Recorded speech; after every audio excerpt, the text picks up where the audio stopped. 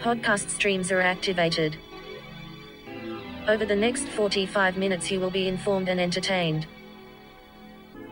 Welcome to the podcast that breaks down Washington football team news and updates from the world of sports. We talking about practice. Not a game. We talking about practice. I'm taking back what's mine. And everything's gonna be just like it used to be. After Practice with Lake Lewis starts now.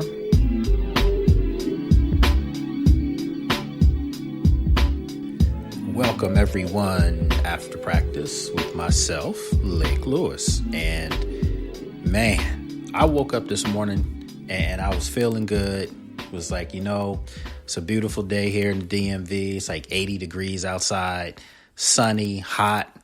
Got some of my, lawn furniture, as far as the deck, the furniture came early. And I'm like, I'm going to do a couple things before I head on over to practice. And then all of a sudden, all hell breaks loose. Literally. Dwayne Haskins is no longer the starting quarterback for the Washington football team. Ron Rivera, head coach, made a change. They're going with Kyle Allen, who played for Ron Rivera with the Carolina Panthers last year and the year before that.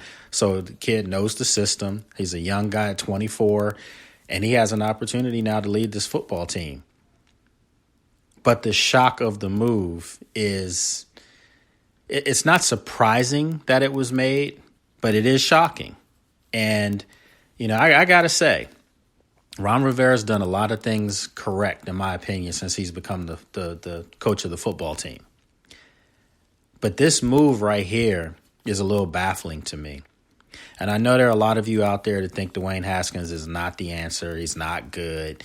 And I'm just going to preface this and say, at this point, maybe you can say that, okay? But I thought the point of Dwayne Haskins playing and being named the starter, all these good things we heard is that, he was answering the call. He was showing leadership qualities. Hell, we just heard 2 weeks ago about his halftime speech, or 3 weeks ago, the halftime speech that he gave against the Eagles in their home opener, and they came back and won the football game. Then, of course, we know about the loss to the Cardinals. We know about the loss to the Browns where he had his worst day as a starter, 3 interceptions in that game. No, he didn't look good. But he comes back last week against the Baltimore Ravens, a team that they were 13-point dogs against. There was no way they were beating the Baltimore Ravens, especially after the fact that the Ravens had lost on that Monday night to the Kansas City Chiefs. So they come back, FedEx Field, after being away, two games on the road, and the kid puts up his best statistical numbers of 32 attempts, 45 attempts, 32 completions, and 314 yards passing. He also had his first ever rushing touchdown. I understand a lot of those numbers are inflated because a lot of it came in garbage time. But to a person and a young player who's trying to develop and learn the pro game on the fly, as Ron Rivera himself said, those are pretty decent numbers. No, he's not winning games. They're 1-3 now. But again, if you listen to the podcast yesterday, I specifically stated that they're not a good enough football team right now to be talking about what ifs and coulda, shoulda, wouldas. They haven't proved it on the field. And it's not just Dwayne Haskins here, guys. This is my problem with this whole thing, is that I'm not saying that they're making him out to be the scapegoat in all of this, because he can play better. He absolutely can play better. But under the circumstances, let's call it like it is. He was set up to fail. I know people are going to say, Lake, what are you talking about? I'm just going to come out and say this. I am not in that camp. I am a reporter that covers this team, and you guys know me. I do not mince words. I do not sugarcoat stuff. I try to be as fair and honest as possible. And I'm always going to be in the corner of the players before coaches because, as a person that played, through high school, varsity football, varsity basketball, a little bit of college ball, I get how it works. But I'm going to say this, and I'm going to give you multiple side angles here. So you got to listen up with me. You got to stay with me here. I'm not taking any sides, but I'm going to give you the reason why I understand what Ron Rivera is doing. I'm going to give you a reason why I don't understand what he's doing.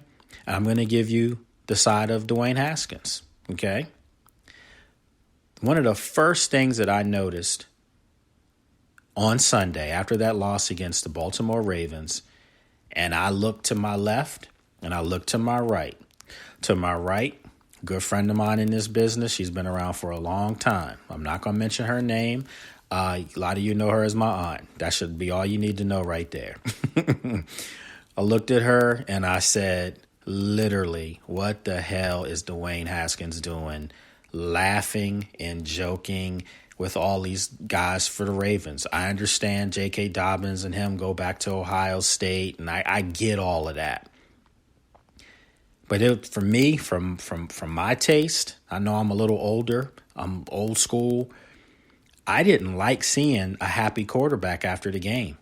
I didn't like seeing the playfulness with him and Lamar Jackson. I didn't like it at all, frankly. It actually made me a little sick. Because my thing is, you guys just got the hell beat out of you, and your quarterback is chilling. I mean, he's okay. He's happy. He's happy with his performance. Well, in fairness to Dwayne Haskins in that regard, he should have felt better about his performance, considering what he did the week before, throwing 3 interceptions and just was erratic against the Cleveland Browns. Pretty much cost Washington that football game. Let's call it like it is. Okay. So he was more upbeat about his performance. But Dwayne, you guys lost the game. You lost. You're the face, or want to be the face of the franchise. You can't behave that way. You just can't. I know some people are gonna come at me for saying this. I don't know if friends, family will come at me for saying it, but that just wasn't a good look. It was not a good look under any circumstances, considering one of the first guys to get off the field was Terry McLaurin after the game. He played with some of those Ohio State guys over there too, but he wasn't happy about losing. I'm not saying everybody has to be the same, but I want the face of my franchise. I want my quarterback to be pretty PO'd when we lose. That's what I want. I don't know if that rubs some players the wrong way. I know it rubs some fans the wrong way. I know it rubs some media the wrong way. I have my hand up now. It didn't look good. So if I'm sensing that and I have no investment in this team outside of covering them, are you telling me that guys in that locker room felt that way? Are you telling me that guys in that locker room didn't see that? They didn't see the pictures also circulating out there of just him, yucking it up with Lamar Jackson? Lamar can do that. He can laugh because he just beat you. And he's the MVP. And he has a Super Bowl caliber football team. He can do all of the above. You can't. And that was not a good look on your part. Is that why Ron Rivera benched him? I don't know. But now flipping over to the Ron Rivera side, if that's why he benched him, I don't have a problem with it. I don't. I really don't. I'm old school. I'm more along the lines of when I compete against people, I want to take their soul from them. I do. And anything I do when we're competing, I don't want to beat you. I want to embarrass you. I want to humiliate you. I want to take your spirit and just put it in my pocket and walk away. That's what being competitive is. And if I don't have a chance to do that and I lose, probably not going to be your best friend right afterwards. Probably not going to be wanting to talk to you and chill with you afterwards. I probably need a little time to, let things sink in a little bit, before I can be a better man after that. But yeah, I was a horrible loser. I was what was called a sore loser. If Ron Rivera benched Dwayne Haskins because he didn't see that spirit in Dwayne Haskins, that, you lost and you're not taking it to heart, then I have no problem with that. I don't. I know Dwayne Haskins after the game told us in the media in Zoom press conference directly after the game that he thought he played well. I tweeted it out. You can go back on my Twitter timeline. I used his exact words. Thought he played well, thought he had things under control. He was seeing the field. No, you weren't. On that fourth down play, that was not seeing the field. You checked down. You were supposed to go into the end zone. In fairness to that, he was hung out to dry in that regard because there's no way you're making that fourth down from that far out. The probability of that probably was less than 2%. And if he throws into the end zone and throws an interception, he's going to be vilified for that too. So this was a no-win situation. But if you're Ron Rivera, and the bottom line is you look at your division and you realize the division isn't as strong right now as it could be. The Philadelphia Eagles are leading the NFC East with a 1-2-1 record. That sucks. And yet they're in first place. Washington beat Philadelphia. So they're right there with them, half a game out. The Cowboys tied with Washington. The Giants, they have no wins. They're winless on the season. However, they did play the Rams tough last week in Los Angeles, a Rams team that's traveling to FedEx on Sunday. I'll be there giving you coverage as always. It's going to be interesting. So, with all of that said, all that hyperbole, all that stuff I've just talking about, what do you think? And I got a lot of text messages. I got a lot of tweets, people wanting to know what this was about. Was it about, rumors of COVID antibodies, all those things? No, that's not it, because if that was the case, Haskins wouldn't have been on the practice field today. And yes, he was out there as a third stringer. I was there. I saw it. Couldn't believe it. And it shocked a lot of us out there, frankly. It really has. It's shocked a lot of us just from the standpoint, again, we were just told 2 weeks ago that, as Ron Rivera said himself, I'm not making this stuff up. He said himself that he was going to stick with Dwayne Haskins. And as long as the kid does what, they're asking him to do, and, he's showing growth, that he was going to support the young man. Those were his exact words. I don't think I saw anything in the Ravens game last week to lead me to believe that he didn't improve in some facet. Actually, the irony of it is, even though I don't think he played well, and as well as he thought he did, I did see him competing. I've always seen the kid compete. I've never seen him throw the towel in. I've never seen him quit. I've always seen him try to get better. And in the Ravens game last week, in the fourth quarter, he made a couple plays. He scored his first ever career rushing touchdown. He threw a nice, 46-yarder over the shoulder deep pattern to Terry McLaurin. Great catch by McLaurin, definitely, but the ball was still placed in a nice location. Those are positive things. And now you're telling me 3 days later that he's demoted to third string. I'm just having a tough time understanding the reasoning for it. And again, Ron Rivera just told us, and after practice in his Zoom conference, he just said to us that the circumstances are different. Things are different in the division, and they feel like they have a chance. You've got, 4 conference games coming up in a row. 3 of those games are divisional games, 2 against the Giants, 1 against the Cowboys. Listen, and this is where I do get cynical. This team is not winning the NFC East. I'm sorry, guys. I mean, it's just, I don't see it. If they do, man, it would be great. It'd be good for business. I know that. And I would encourage that. I would like that. But I don't see it, because I, too, was under the impression that this was a rebuilding team. This was a rebuild year.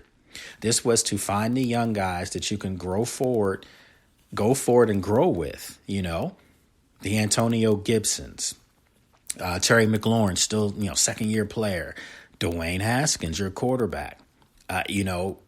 Logan Thomas, first time really starting a tight end. You have all these young guys. You draft some young guys. Sadiq Charles hasn't even hit the field yet, let alone on defense. You got Jimmy Moreland in the secondary, second-year guy. You got Ronald Darby, first year with this team, coming back from multiple injuries over the brief part of his 4-year career. Kendall Fuller's back in Washington. Troy Apke starting at safety as a second-year player from Penn State. Got to say that, of course. And then, of course, your man-child, your best defender, in my opinion, is a rookie, Chase Young out of Ohio State. So there's a lot of young talent on this team that's sprinkled all over the place, and they need to be coached together. You need cohesion, unity.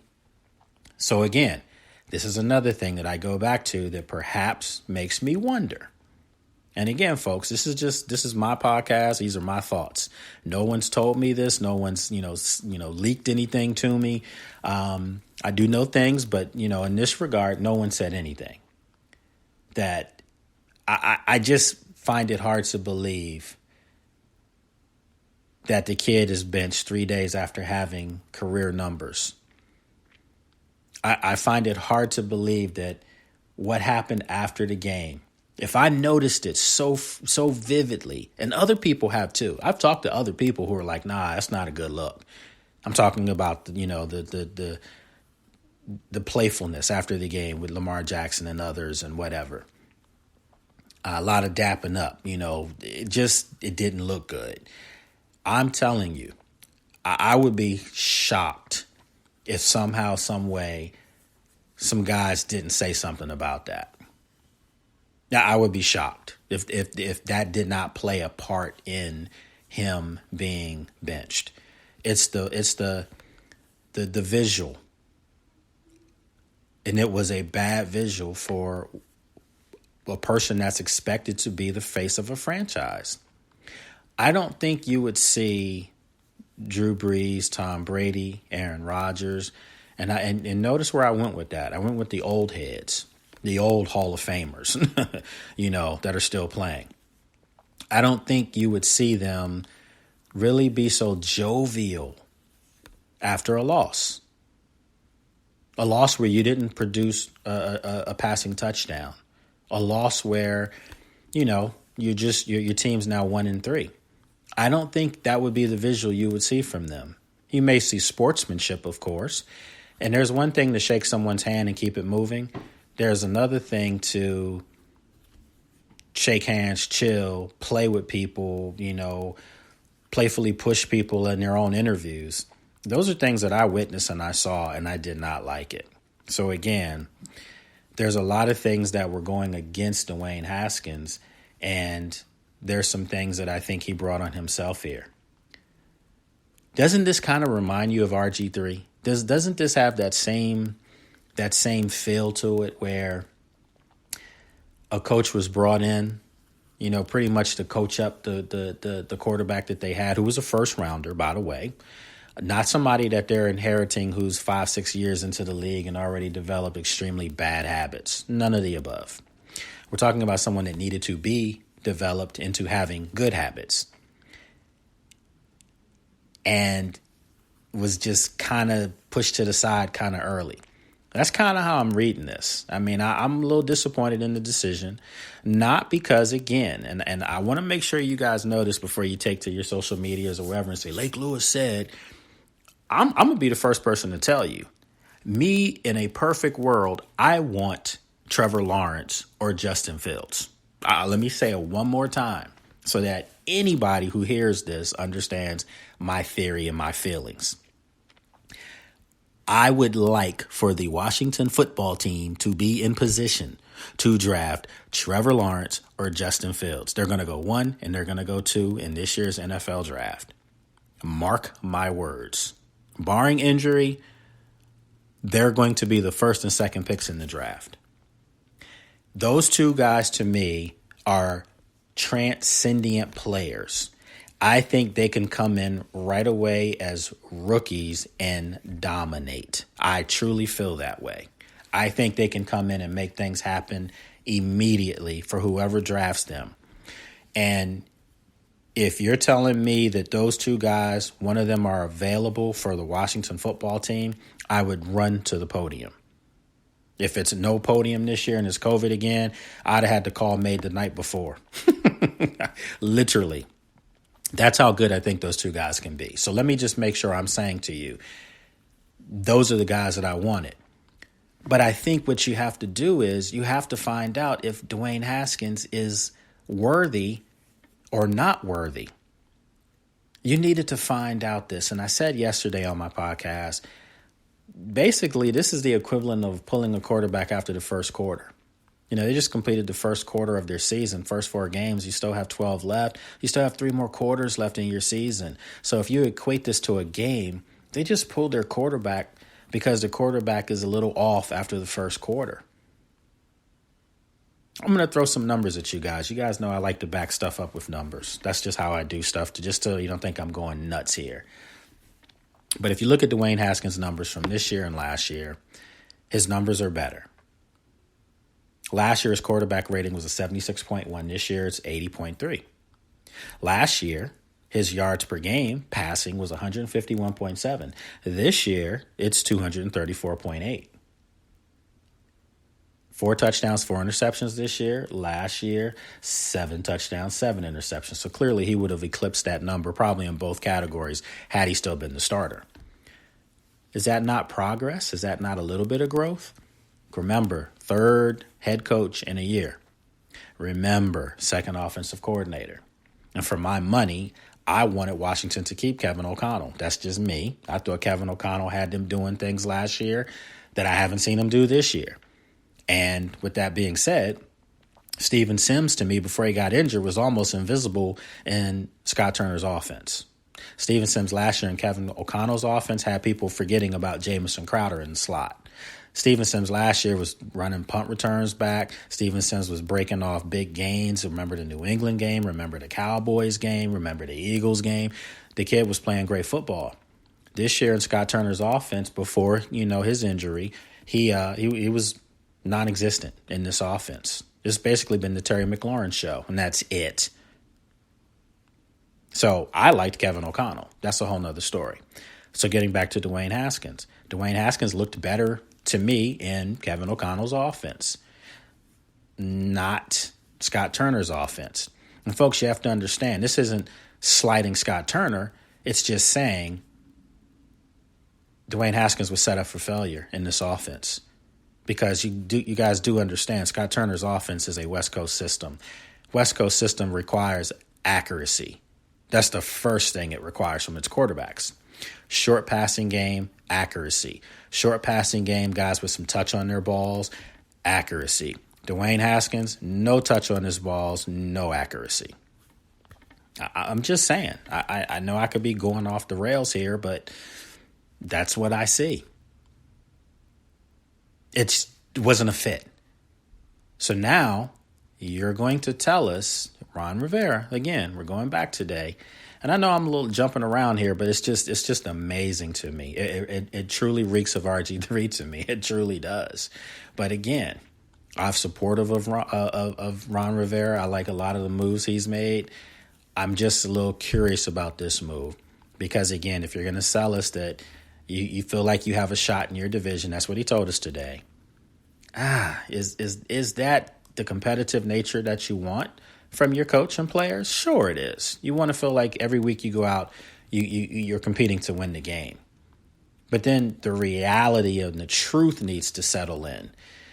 Is the Washington football team, folks, and come on, put your fandom aside here and just let's think here. Let's use our heads, not our hearts. Is the Washington football team good enough, currently constructed, to win the NFC East, regardless if it's a down division or not? Are they good enough to beat out the Dallas Cowboys? I'll wait. No, they're not. Are they good enough to beat out the Philadelphia Eagles, who they did beat week 1? I get it. But we're talking about the long haul. We're talking about a marathon, not a sprint. Are they good enough to beat out those two teams within the division? I don't think so. I just don't. It'd be nice, again, to be proven wrong. Hey, sometimes it's great to be proven wrong. It means you were wrong, and you apologize and like a grown person and you keep it moving. But I don't think I'm going to be wrong in this situation. I think the Cowboys will figure it out. And there's just too much talent on that team for them to be, 1-3. Way too much talent on that team. I mean, they realistically should be 0-4, with a coach that most people thought was an upgrade in Mike McCarthy over Jason Garrett. But they're still not playing good football. But I ultimately think it's going to happen because at the end of the day, the teams that win, it comes down to quarterback play. And you're telling me maybe all the tools in the shed, so to speak, Carson Wentz might be the most talented quarterback within the division. But the best quarterback in the NFC East is Dak Prescott. Make no mistake about it. I don't care if you hate the Cowboys. He's the best quarterback in the division. No questions asked. And he's proving it. He's proving his play. He's backing up his play. Their offense hasn't necessarily been the problem. It's they can't stop anybody on defense. That's the problem. So you go back to Washington. They're saying that they feel like they have a shot. And they should take that road. They should feel that way. But now I'm going to hit you with some more things. Numbers-wise, like I said, I like to back up things with stats. If you're in the Dwayne Haskins camp, you may like hearing this. He was benched, but yet he has a better completion percentage this season than Matt Stafford. Pro Bowl quarterback from Detroit, Matt Stafford. Dwayne Haskins has a better completion percentage than him. Dwayne Haskins has a better passing rating or passer rating than Carson Wentz. Starting quarterback, one of the top picks in the draft a couple years ago for the Philadelphia Eagles. Rookie of the year, Carson Wentz. Guy that was playing at an MVP level before he got injured a couple years ago. Carson Wentz. Dwayne Haskins has a better passer rating. Touchdowns. Same amount of touchdowns as Sam Darnold. Starting quarterback for the New York Jets. A guy that, if I'm not mistaken, was the number 2 pick in the draft, I think Sam Darnold was. So again, top flight quarterbacks, or considered to be. Some young, some old. Dwayne Haskins' numbers are better than some of those guys. And he got benched. And he got benched with, maybe Sam Darnold can make the argument that, look, Dwayne, you might have more talent than I have in New York because they're god-awful. I'm sorry. Adam Gase should be the next head coach to have his lunch bag handed to him and told him to hit the road, get on the next bus. But outside of that, Detroit, clearly more talent on offense. There's no question they have more talent on offense than Washington. Marvin Jones, Adrian Peterson. You think about it. They got the kid, DeAndre Swift from Georgia, young running back. Kerryon Johnson from Auburn, another young running back. I mean, they've got some pieces there. But Matt Stafford, nevertheless, still has a lower completion percentage. I mean, again, this is if you're in the Haskins camp, and I have, as I look through my Twitter account here, a lot of you are upset about it, but a lot of you are like, the guy stinks. He shouldn't be the quarterback. And good riddance, and let's cheer on Kyle Allen and see what he can do. Okay, so again, what wins? What cures all ills, and this wins. If they go out and they beat the Rams on Sunday, a lot of people are going to say, look, I told you so. You just needed a new quarterback in there. But I understand, the theory of he's been in this system for 2 years, backed up, I think Will Greer at the time and Cam Newton, of course. And then he gets in, and he didn't play horribly last year. He played pretty well, won some games too. I think he was 5-7 in his 12 starts. Had a career best 3,322 yards passing, 17 touchdowns, 16 interceptions last year. So those are professional numbers as a pro. He's proven that he can play the position. He's 24. He's young, and, they feel like he's deserved a chance. Again, I'm not knocking Kyle Allen. I thought when they signed him, it was a sign to have him compete with Dwayne Haskins for the job. But you named Dwayne Haskins your starting quarterback. And if you feel like that young man has hindered the growth of the team, then you're deservingly so should make a change. You know, you deserve to move a quarterback that knows your system, and maybe you see him practice is working his tail off. He deserves an opportunity. I have no problems with that. If it's going to improve the team, you do it. But my next question is now, is Kyle Allen the long-term answer at quarterback for Washington?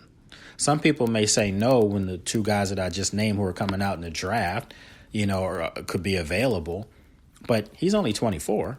So if he plays well, let's just say Kyle Allen goes out, wins some games, and Washington steals this division.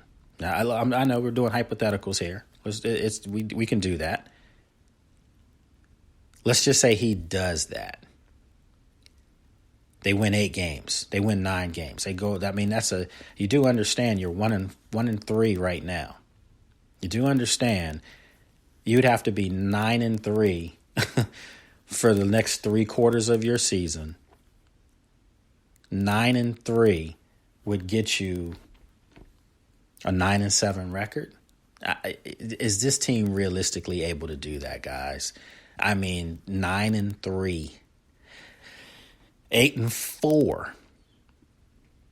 8-4 gets you a 9-7 record, which clearly wins the division. Okay, I think people are looking at 8-8 as the magic number. So that means that down the stretch, this team would have to go 7-4.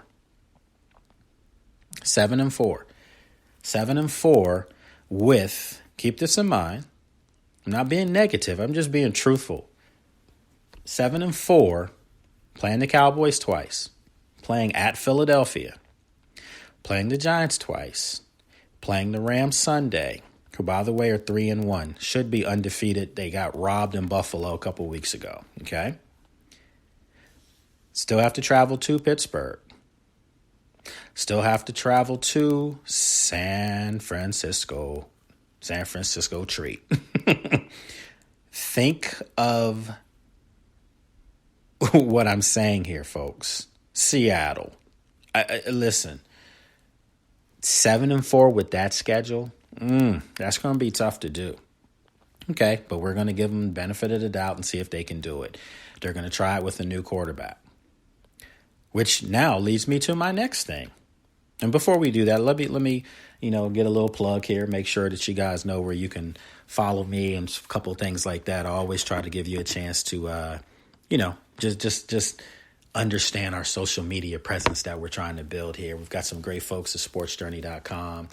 And, you can go to the website at sportsjourney.com and see some of the great articles being written.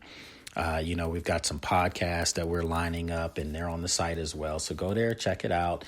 Some good things. And then as far as myself, you can check me out. Follow Lake on Twitter at Lake Lewis. Check out Lake Lewis's Instagram at Lake Lewis Jr. I always like playing that because that's my boy, Rich Frazier. Dale Frag Productions, he does that for me. Rich Frazier goes way back with me to my days at ESPN in Florida. He was actually the producer of my show down there, did a great job, ran a great board. And, he's doing some sound bites again for me for this podcast. And we've got many more, but I just like playing that, sounds good. That's Rich's voice. So, yeah, this is a crazy day. It truly is. Like I said, I was just prepared to be on the deck chilling today, just after practice. Come back, literally do the After Practice podcast. You like that, don't you? I know you did. That's why I was named After Practice Podcast. But no, I was going to get out there, grill some hamburgers, chop up some potatoes, make some French fries, relax. And this happens.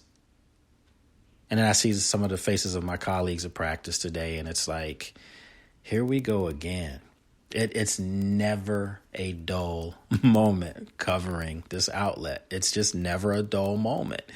It's just unbelievable, some of the stuff that we literally witness and see and deal with. And we're going into week 5 of a COVID football season. And now Dwayne Haskins, third string quarterback, just unbelievable. That's not the only big story that's going on. Obviously, COVID. I just, mentioned it. And one of the bigger name players in the NFL, Stephon Gilmore, Pro Bowl cornerback for the New England Patriots and last year's Defensive Player of the Year.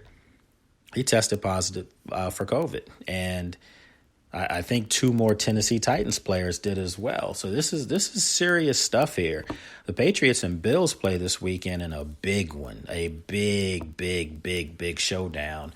The Bills are trying to show the Patriots that they're the new kid on the block, that now it's their division, and they're playing like it. They're definitely playing like a team that wants to claim that division. I think for like the first time in 12, 13 seasons, somebody else wins it outside the Patriots. That's how dominant Bill Belichick and the New England Patriots have been. There's no Tom Brady now, so teams thought that they had a shot. The Dolphins thought they had a shot. Buffalo feels like they had a shot. The Jets, no shot whatsoever, and they knew they weren't going to get a shot. They were going to get a shot of something else. So Buffalo has tried to claim that mantle, and this game this weekend was supposed to be a prelude for that. Serious preview. And I'm not sure if that game's going to even happen. We've seen games being pushed back, postponed. Stephon Gilmore played every snap against the Kansas City Chiefs on Monday night. And that loss to the Chiefs. That's alarming. And I think I've seen, I think I saw before I started the podcast that all Kansas City players tested negative, which is a great sign. But still. I don't know. This is the world we're living in now. So you have to be very cautious. It's just going to be interesting to see if there was any people affected by Stephon Gilmore, or maybe who he was infected with, by. So we're going to see how that plays out as the week progresses. But again, another big name, Cam Newton, a couple weeks ago. Or 2 weeks ago, he missed the last game on Monday night, obviously. So we'll see what happens. But I've been saying for a long time, when the bigger names start to come down with COVID, the league's going to have to take a good hard look at this. And, no one wants to see anything postponed, because having sports back has been key to a lot of our well-being mentally. It's been great to see the NBA Finals, Major League Baseball playoffs, the Stanley Cup champions, were crowned, a week ago, Tampa Bay Lightning. Shout out to them. So it's good to see, sports back. College football's going again. Although I must say, not to stray here, but come on, man. Them stadiums in the South are damn near packed. There's no social distancing there. I watched the Georgia game the other night, and I couldn't believe how many people were in the crowd. Different states, different rules, but I think what it is cash rules. Everything around me, the saying, dollar bill.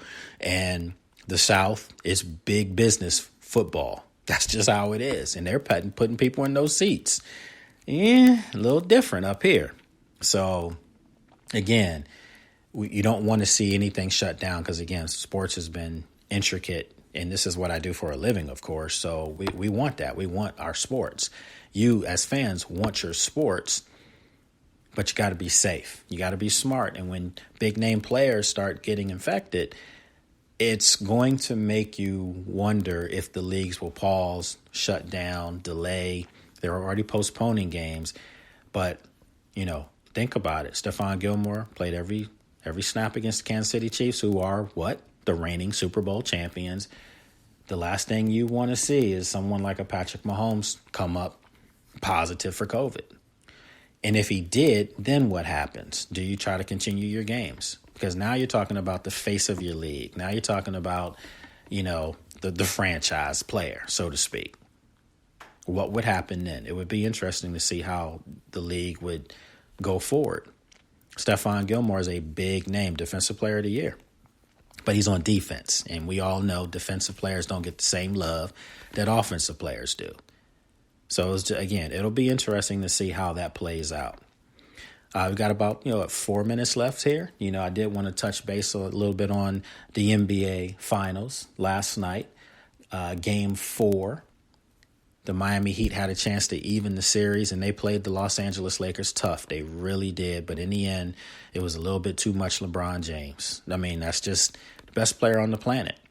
I did tweet last night, though, jokingly, that, LeBron gets all the calls. He does. And I know people, who are, know in my generation would say, well, Michael Jordan didn't get all the calls. I mean, he got some calls. He did. I mean, most great players get calls. But man, it was an awful lot of calls last night going the Lakers' way again. And there's some conspiracy theorists out there that are saying the league is definitely trying to get the Lakers that title, and it would be great considering the unfortunate, untimely passing of Kobe Bryant, Laker great. It would just be fitting in that regard. But, you don't want to use someone's death in that regard to come up with some kind of theory like that. And people are floating that around. No, it's just that LeBron James is a great player, and sometimes the greats get the calls. But I think there's a disparity sometimes in those calls. And last night, it was a little odd. There was a time where LeBron literally pushed off and kind of ran over Tyler Hero, and there was no call. And then you come right down the court on the other end, and it's the same play, and you get the call. So, yeah, I understand. It's the NBA. That's what it does. But, Miami needed that game last night, and they didn't get it. They fought hard. They did. But they didn't get the game, and now they're down 3-1 to the Lakers. And for my money, this series will be officially over tomorrow night. The Lakers will be your new NBA champions. LeBron James will add to his legacy. Still, in my opinion, Mike's the greatest of all time, but that doesn't diminish what LeBron James is doing because it's absolutely phenomenal. And he's cementing himself, getting his face chiseled out on the NBA Mount Rushmore. I think he's already up there, but this championship will chisel it. And I did want to say this before I wrap up.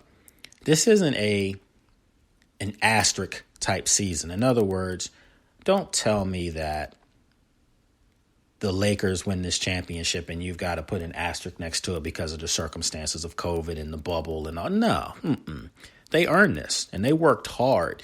You could make an argument that the NBA playoffs this year were the most intense we've seen them in years. Playing in, Walt Disney's, Wide World of Sports complex, those games were really intense games. And you saw a lot of emergence from young players.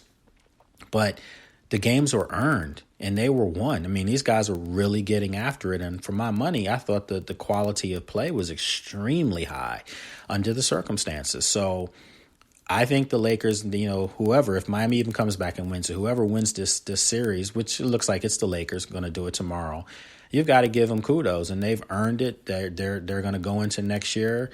Hopefully with a crowd at the Staples Center where they can unveil a new banner. And it would be all worth it and warranted. And, they earned it. So, folks, we got to get ready to wrap it up. But, as always, I definitely appreciate you checking me out. You can follow, me on social media. Again, you can follow me on Instagram and Facebook at Lake Lewis Jr., Twitter at Lake Lewis. Of course, Sports Journey. We have our Sports Journey social media at sportsjourney.com. And then you can go to the website at sportsjourney.com. And, this podcast, After Practice Podcast, it's on every major platform. If you're an Apple person, it's on there. We have an Apple app. You can go to the store and put in After Practice with Lake Lewis. Subscribe, please, download that app. But if you're on Spotify, if you're on, Spreaker, if you're on, Google Podcast, it's on there. It's on everything. Deezer, you name it. It's on all the platforms. So please check it out. And I'll be back on tomorrow. As I said, I'm going to line up some guests. I got some great people that are ready to come on, and we're going to give you a segment of this and video, and I think that's something we're going to launch on Monday of next week. And some people are talking me into doing this live, so I have to make time to do that. So it's tough coming from practice to do after practice and some other things that we have going on. But anyway, folks, I appreciate you checking me out. We'll see how this thing plays out. Dwayne Haskins no longer your starting quarterback for the Washington football team. It's Kyle Allen, undrafted quarterback out of Houston. He gets the nod now. We'll see how he does Sunday against the Los Angeles Rams. Have a good one, everyone. Be safe, and remember, stay masked up.